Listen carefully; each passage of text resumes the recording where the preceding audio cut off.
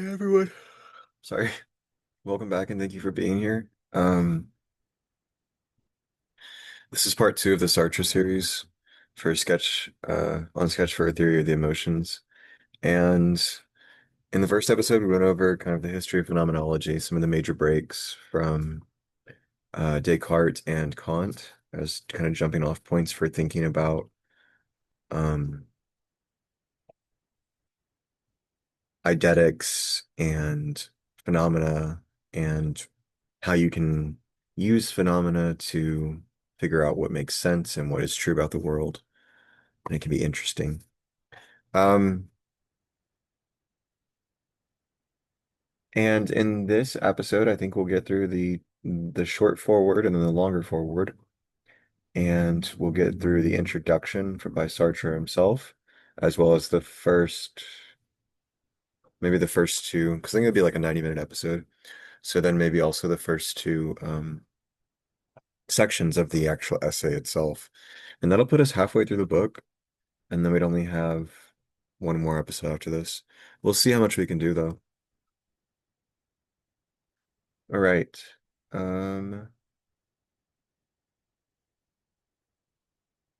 so we went over the questions for the introduction on the whiteboard last time, so I don't have those pulled up anymore. But we'll read the overviews and then we'll read the introduction, which we already answered the questions for, and so you should remember some of that stuff from the first part.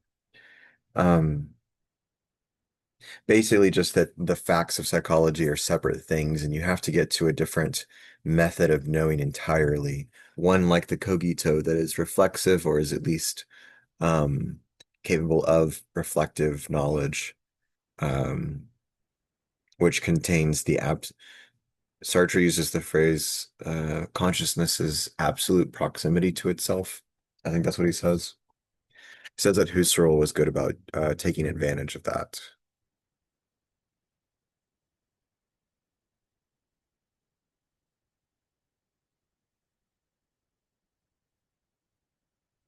Husserl knows how to take advantage of that absolute proximity of consciousness to itself, which the psychologists do not choose to profit by.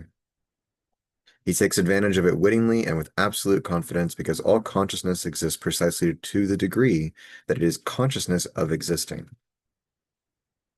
So we'll see that when we get into it. Um, but yeah, and then when we finish the introduction, we should be in a good position to look back at the guiding questions for like this kind of second movement with the middle sections.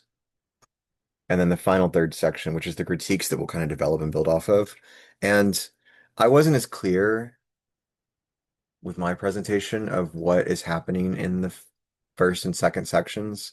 I got the rough outline, but the forward reminded me that there are a few more particulars, or that at every stage, Sartre makes multiple arguments about um, thinkers he's working with. You guys can't even see the screen share yet.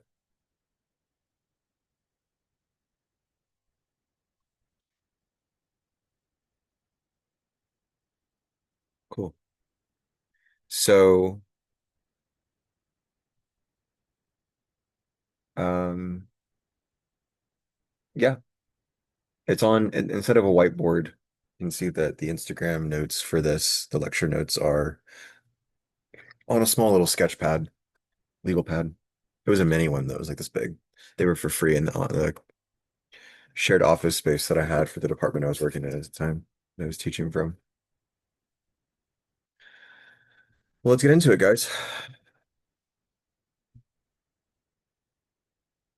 So Sebastian Gardner is the author of these forewords, and these are the forewords to the Routledge Great Minds edition, which is a pretty recent series.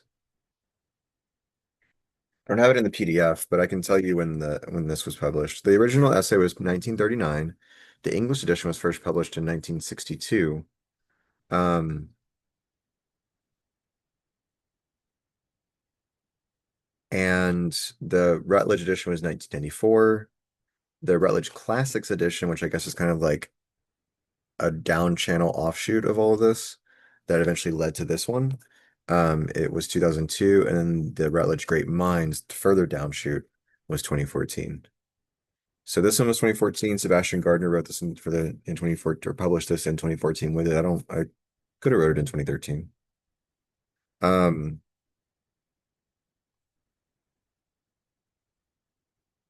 yeah,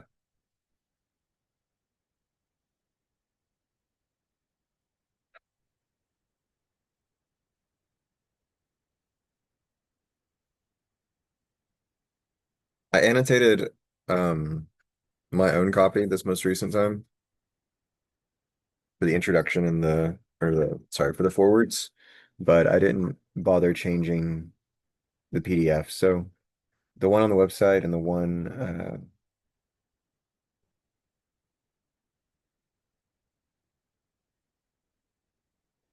yeah, I don't know why I pulled it up from there.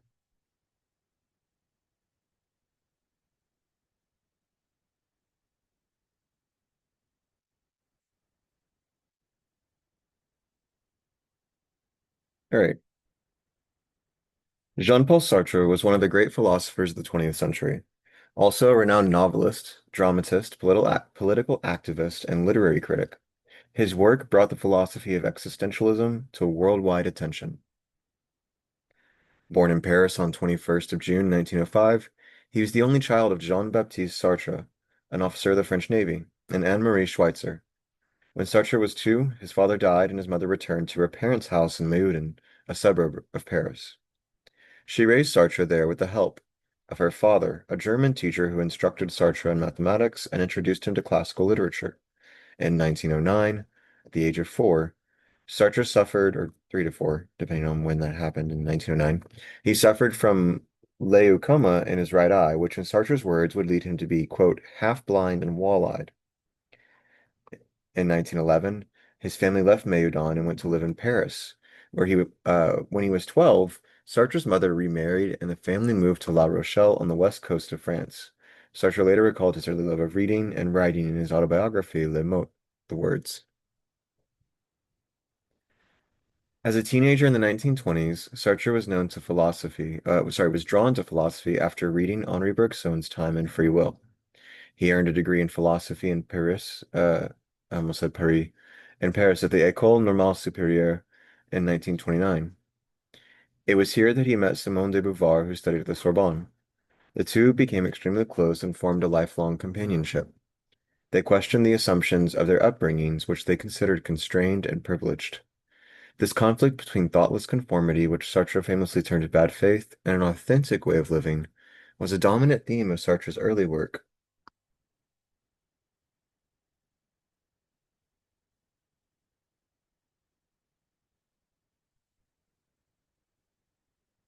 Winchester had something in his mouth, like a hair or something.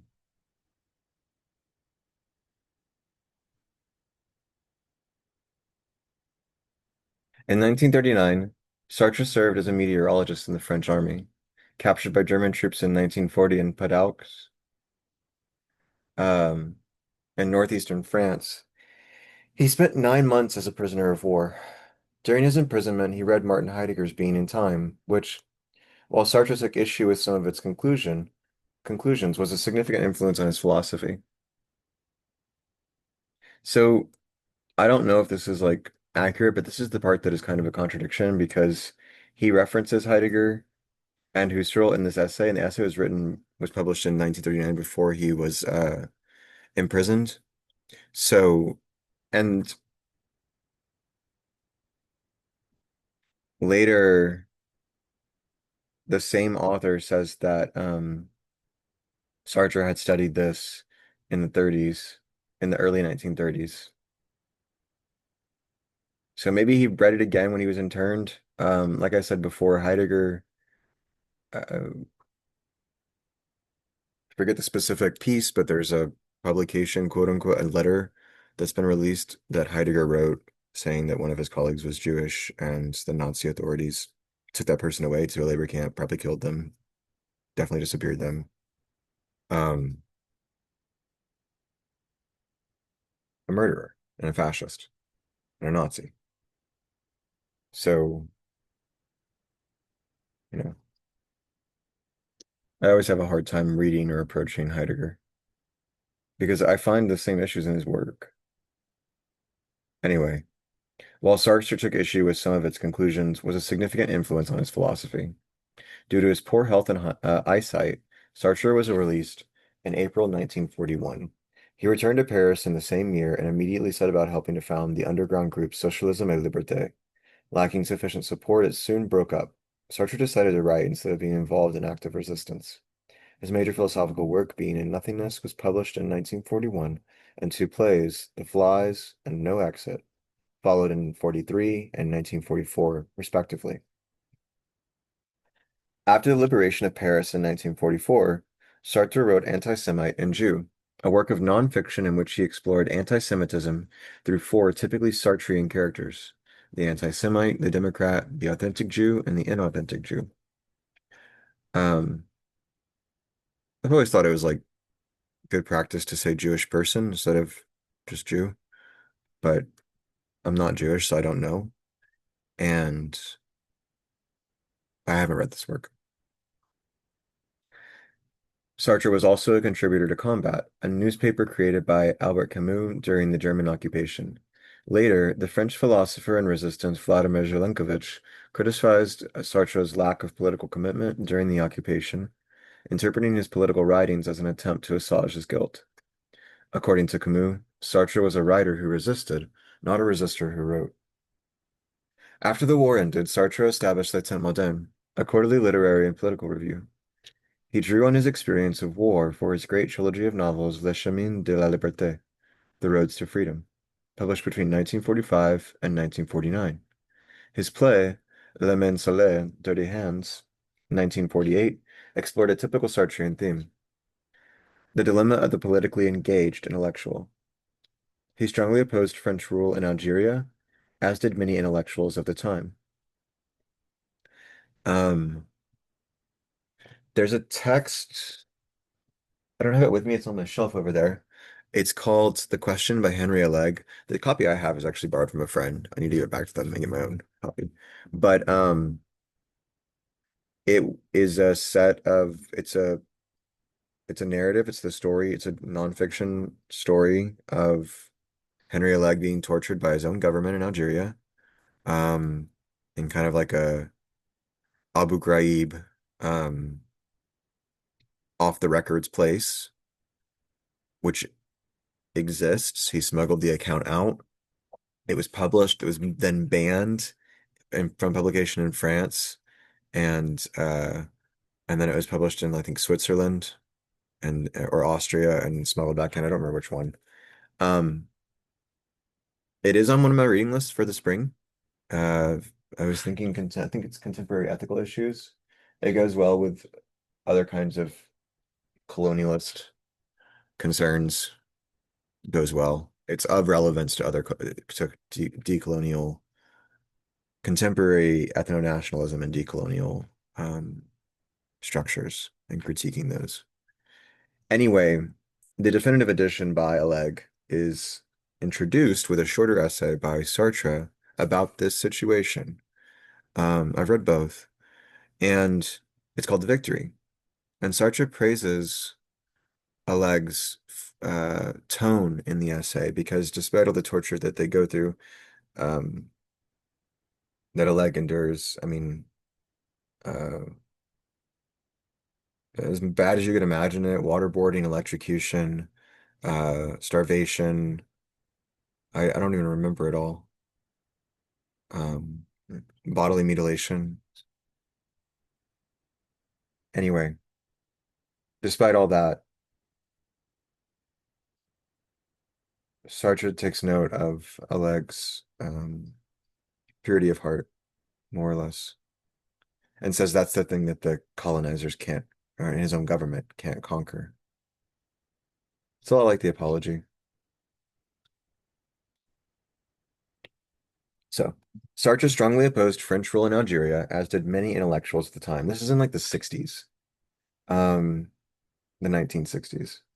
His support of the FLN in Algeria made him a domestic target of the paramilitary organization de l'armée secrète, secrète, OAS, and he escaped two bomb attacks in the early 1960s.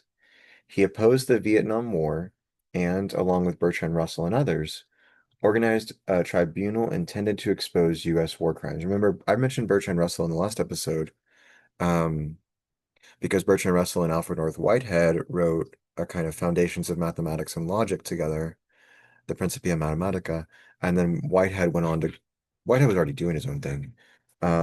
I think he was Russell's teacher, actually. I might be wrong about that. But he's also beloved by his students, Alfred North Whitehead. And yeah, and then in his process philosophy, we talked about how that you might start to be able to bridge Whiteheadian process philosophy with some of these other phenomenologists. Sartre's also coming kind of after Whitehead, like process and reality, maybe. I don't actually know what year that was. 29. So 2 years after Being in Time and 10 years before, 16 years before Being in Nothingness by Sartre, 2 years after Being in Time by Heidegger, and 10 years before the essay we're reading here. So it'd be really interesting to kind of like bring all of these people together somehow. Okay, anyway. The first volume of Critique de la raison dialectique, Critique of Dialectical Reason, appeared in 1960. Sartre argued that Marx's notion of class as objective was wrong, and he attempted to provide a new philosophical foundation for Marxism. Never a member of the Communist Party, Sartre's emphasis on humanism in Marx's work led to a quarrel with Louis Althusser, one of France's radical left-wing intellectuals. However, Sartre visited Cuba in the 1960s, where he met with both Fidel Castro and Che Guevara. After Guevara's death, Sartre said he was, quote, not only an intellectual, but also the most complete human being of our age. Kind of high praise coming from Sartre. Um, in October 1964, Sartre was awarded the Nobel Prize in Literature, but he declined it because, in his view, the personal commitments of a writer should not be associated with institutions. He was the first Nobel laureate to voluntarily decline the prize, having previously refused the Légion d'honneur in 1945.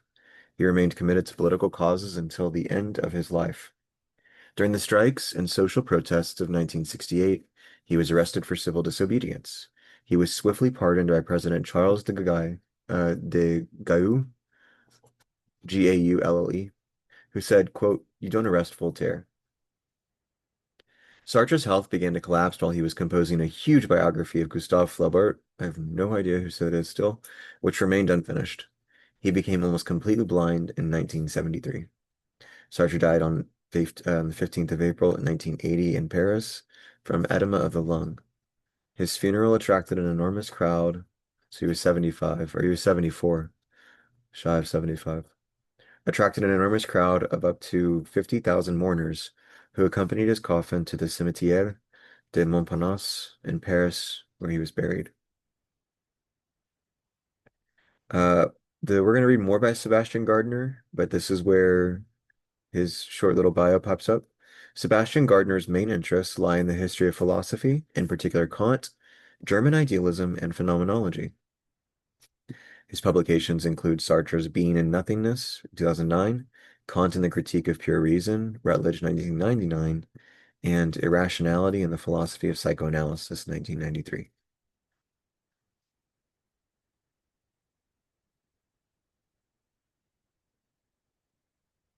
Forward to the Routledge Great Minds edition. This short work, published at the outbreak of the Second World War, belongs to a series of philosophical texts composed by Sartre between 1936 and 1940, dealing with topics in the philosophy of psychology. In other writings, such as The Transcendence of the Ego, 1936 to 37, Imagination, A Psychological Critique, 1936, and The Imaginary from 1940, Sartre provides treatments of self-consciousness and imagination which parallel the account of emotion in the sketch. Collectively, These early philosophical writings provide a point of entry to the comprehensive philosophical theory expounded in Sartre's masterpiece, Being and Nothingness, 1943. I said 45, so it was 14 years after Whitehead. The work, which established Sartre's existentialism as a major force in the post-war years, was Being and Nothingness. Sartre's analysis of emotion can be grasped and its penetrating brilliance appreciated without any prior knowledge of Sartre's ideas or issues in philosophical psychology. What chiefly sets the sketch apart from the other early studies is the succinctness and lucidity of its articulation of the basic standpoint of Sartre's existentialism. It stands as a philosophical counterpart to the literary articulation of existentialism in Sartre's Nausea, which appeared a year earlier. Though dealing with only one type of mental phenomenon, and to that extent comprising a mere fragment of the full theory detailed in Being and Nothingness, the sketch foregrounds two fundamental features of Sartre's philosophy: its broadly ethical orientation, first, and second, its aim to provide a profound reconception of what we ordinarily think of as constituting, quote, the mind. The two commitments are connected strategically. That is, by getting us to acknowledge the necessity of first revising our ordinary understanding of what the mental as such amounts to, and second, of accepting Sartre's own alternative account of its nature. Sartre supposes that we will at last take possession of ourselves. So you rethink the mental and then you get the ethical power, basically. Having achieved a new transparency in our self-apprehension, the way will be open to a deeper assumption of self-responsibility. The view of emotion which we naturally form, Sartre reasonably supposes, is that of a more or less indistinct and partially inchoate force. Inchoate meaning in germ, which enters consciousness from without, so it invades us, reflecting the contribution of bodily or unconscious sources, the characteristic effect of which is to alter the course of our thoughts and to influence, perhaps even to determine, our will in specific ways, which reflect the type of emotional state in question. It is of note that, in order to articulate this picture of emotion, recourse must be made to quasi-physical metaphors, of the sort that we familiarly employ in describing affective episodes in our interior lives. Emotions, as we typically report them, obscure or cloud our view of things, seethe and well up in the manner of organic processes, impel or arrest thought and action in the manner of mechanical forces, and so forth. The natural language of affect demonstrates the extent to which we subscribe pre-reflectively to a conception of emotion as something like a wave of sensation that crashes over the self, suffusing, coloring, and redirecting the diaphanous or delicate light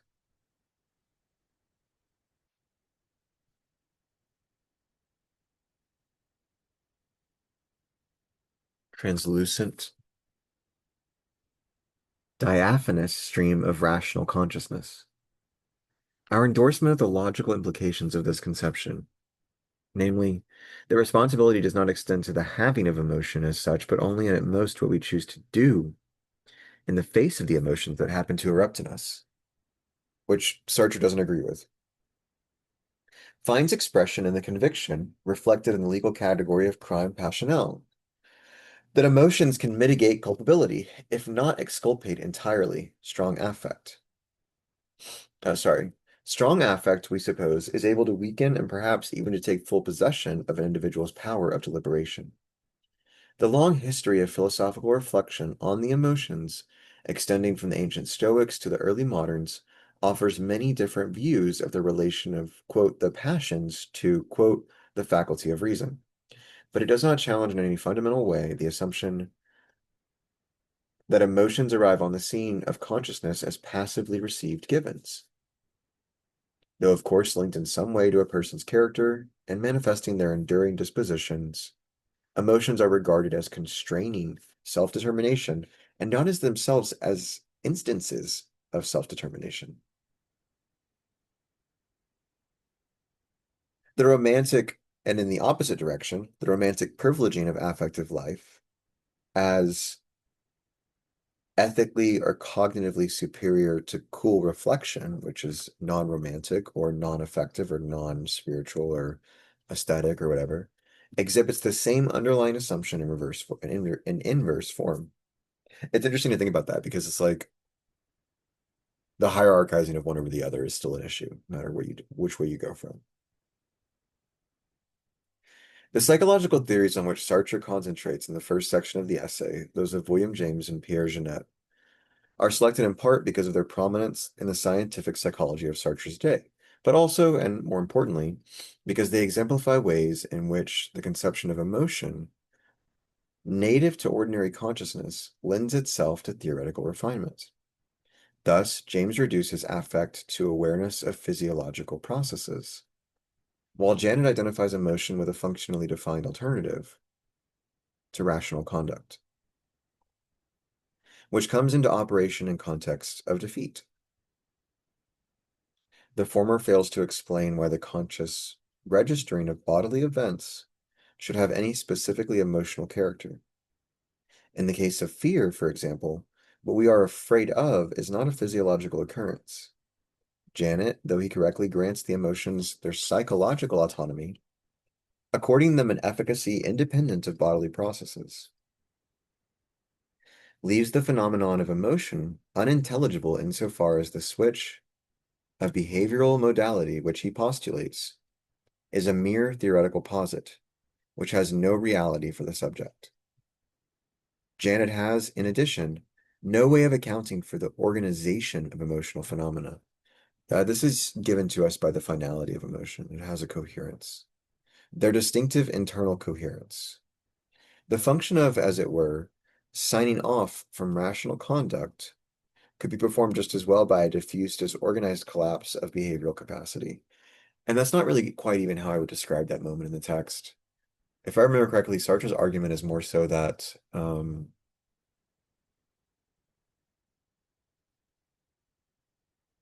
the way that I think about it is that emotion has a specificity to it which would not be coherent with a breakdown in my control over it. Its coherence, yeah, it would have a diffused eidetics. Um, it would not be a discernible thing,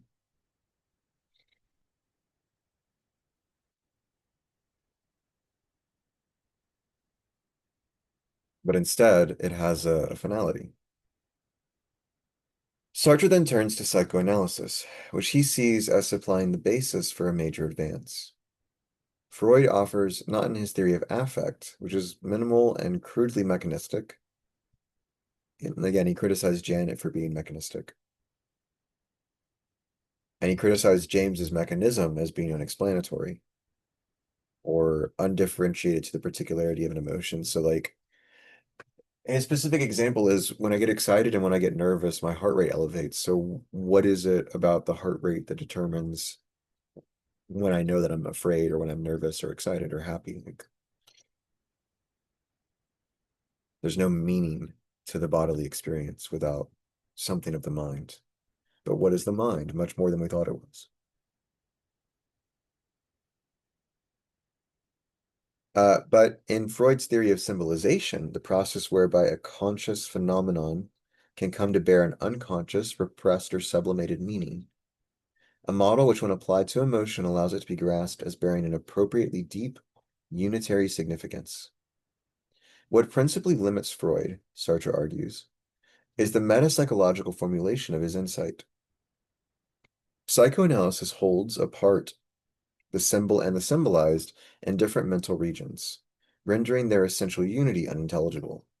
And so this is the same kind of problem. This is why there's no unconscious. There's just a pre-reflective or a non-reflective dimension of consciousness that when I turn my attention back onto that process can become reflective. Just because I'm not paying attention or attending to the thetic development or the thetic genesis of an emotion does not mean that it's not happening through the world and under my control, or that I could not, if needed, turn my attention onto it. It's not some separate region of consciousness. Um, and the givenness of consciousness or the meaning of my perception has to be given on the surface or from adumbrated in some way, imbued in the perception in some way, but it's not some other thing that I can't access. Even the meanings that we are supposed to derive from the quote unquote unconscious attest to our ability to access them. And so there's almost this breakdown of psychoanalysis itself where it wants to perceive the meanings that consciousness has there, but it wants to say that they're separated for some reason. It's a particularly heightened contradiction. Sartre does think it's a good development, which he sees as supplying the basis for a major advance, to use Gardner's own words. All right. Psychoanalysis holds apart the symbol and the symbolized in different mental regions, rendering their essential unity unintelligible. But you can think of just this in terms of anything you perceive in the world. The argument which Sartre picks here with Freud is resumed and pursued at a deeper level in being and nothingness, where the focus is shifted to psychoanalysis's assumption of an unconscious mind. I see that critique here. With the ground thus cleared, Sartre is able to present his central radical thesis concerning emotion, which effectively breaks with 2,000 years of philosophical psychology by disposing of the entrenched assumption that emotion is opposed to free choice. Emotion is, Sartre maintains, a quote, transformation of the world, undertaken in the face of some requirement of action that the world imposes on us or the perceived difficulty which it presents in relation to some project of ours. By means of this transformation, quote, we try to change the world, that is, to live in it as though the relations between things and their potentialities, or like what we imagine we might do with them or they might demand of us, or we remember similar situations resulting in or arising, or just that we associate things with, were governed not by deterministic processes, but by magic. The transformation, freely initiated at the pre-reflective level, is directed at the qualities and relations of objects, which are reconfigured in such a way as to eliminate dissonance from our relation to the world. In one way or another, we are relieved of the burden of action by dint of extinguishing the worldly source of the problematic practical demand. In the most basic case, the grapes that we cannot reach come to look too green, quote unquote, too green. So I didn't want them anyway. That's cool. They're probably bad anyway. But I only think that because I can't get them. In the more complex case of melancholy, the oppressive world at large is reduced to, quote, an affectively neutral reality, a system in total affective equilibrium. So it's all meh and bleh because that's your way of not engaging with the loss. I think he calls it a loss. A lot of these specificities are in the third part, so they'll come back up in the next video.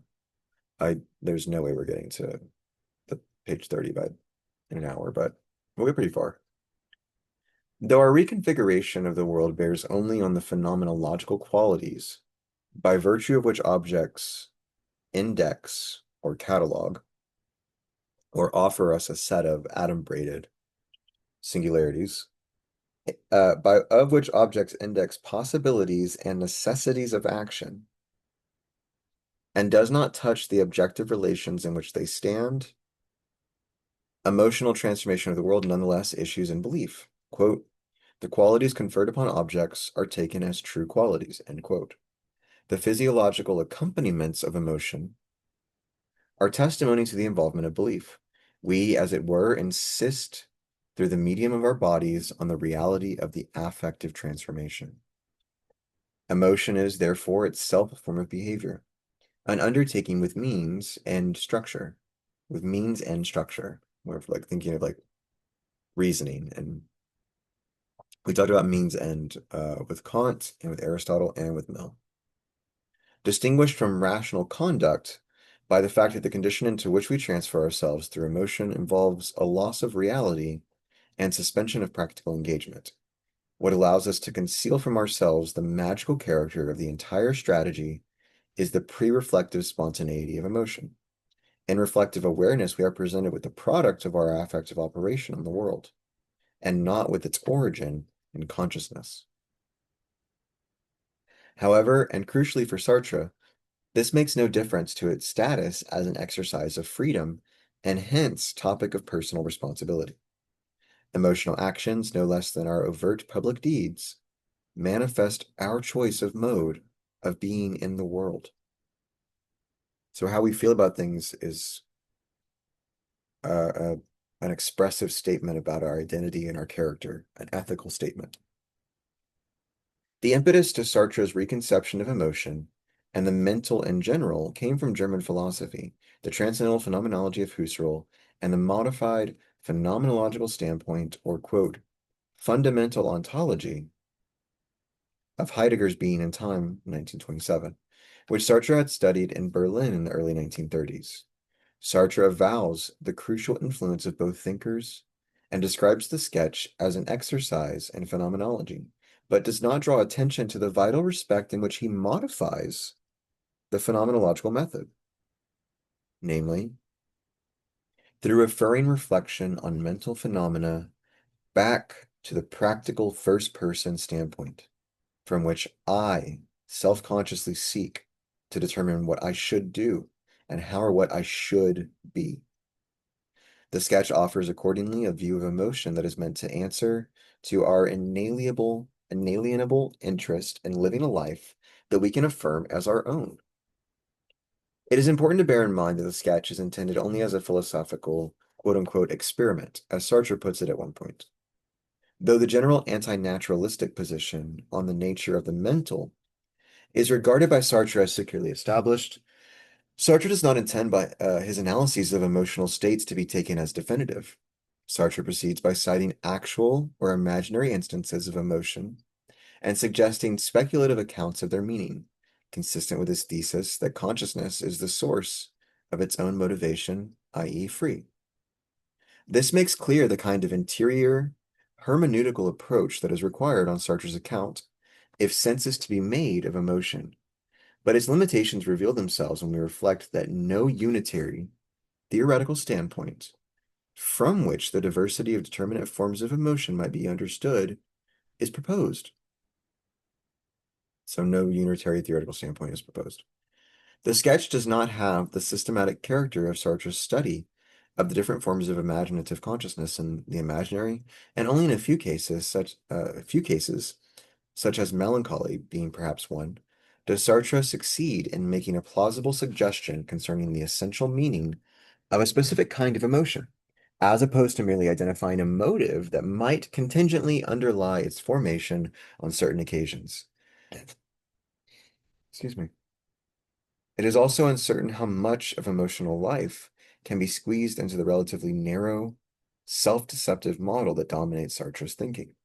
The model of emotion as a crystallization of bad faith appears better suited to explain cases where emotions occupy focal consciousness, full-fledged emotional reactions, as it might be put, than their more common occurrence in a subaltern adverbial or periphenomenological position, as merely qualifying the way in which we do or think about things. It is of note that in Being and Nothingness, Sartre begins to develop a broader view of affective consciousness, which allows that affect can do more than simply crystallize bad faith.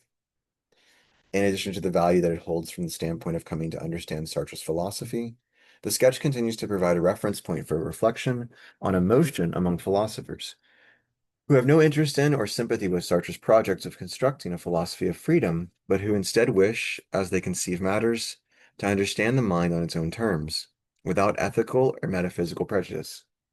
The challenge facing such theorists, as Sartre lays it down, is to make intelligible the constitution of emotion as a distinct configuration of consciousness. To gloss this merely as the, quote, feeling component or, quote, characteristic subjective correlate, which is kind of what I have been describing the eidetic noetic intuitions as, of a functional state is to return to the kind of position occupied by Janet, not of a functional state, though, of a felt, of a person. The challenge can, of course, be declined, for it may be held that the sorts of truths about the mind which are of interest to objective scientific psychology cannot be gleaned from the first-person angle, and furthermore denied that such a science is obliged to respect the deliverances, uh, and then denied that they should listen to what you intuit with consciousness, the deliverances of consciousness. The cost of doing so is, in a curious way, to vindicate Sartre. If naturalistic psychology exiles consciousness, then it declares its own inadequacy to the task of self-understanding, which Sartre argues is inseparable from self-conscious subjectivity. Here, as throughout his writings, Sartre formulates the philosophical options in terms of a stark choice of alternatives, either a naturalism which degrades consciousness to a mere mimicry of physical processes, or a humanism which affirms the unconditional reality of freedom. Sebastian Gardner, April 2013. All right, cool.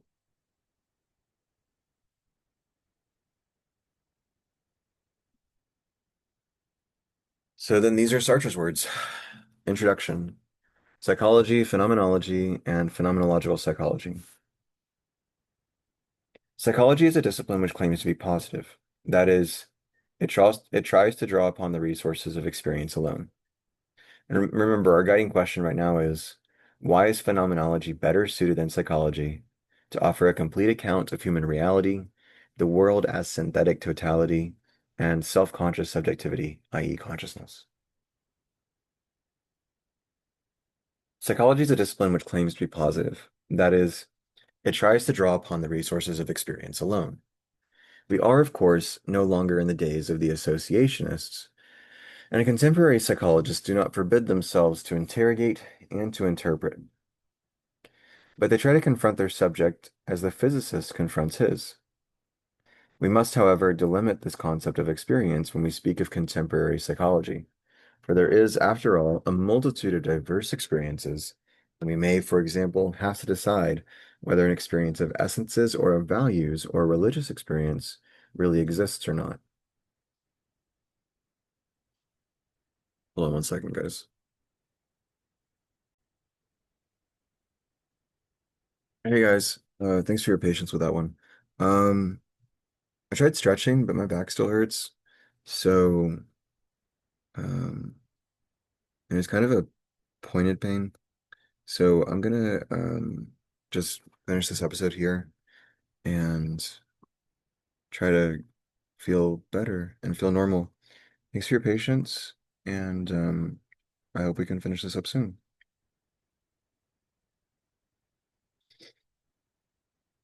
It's also really warm in my apartment. I need to get my AC fixed. So maybe change shirts and try again. I don't know. Anyway, sorry. Thanks again for being here, guys. Thanks for your patience. And yeah, I mean, even from here, I would encourage some students to just tackle the text themselves. Um, it could be really interesting for you to try to follow the arguments. I'm still going to go ahead and record those, but I totally think that, students should be able to get some experience doing it themselves without any support or using the guiding questions or something like that. Um, So you've got the annotations, you've got these lectures. I've explained most of the main ideas. We went through the overview together, but I'll still go back through it with you um, as soon as I can. So, and if it's a different semester, then you've already got it. But yeah, thanks, guys. Talk soon.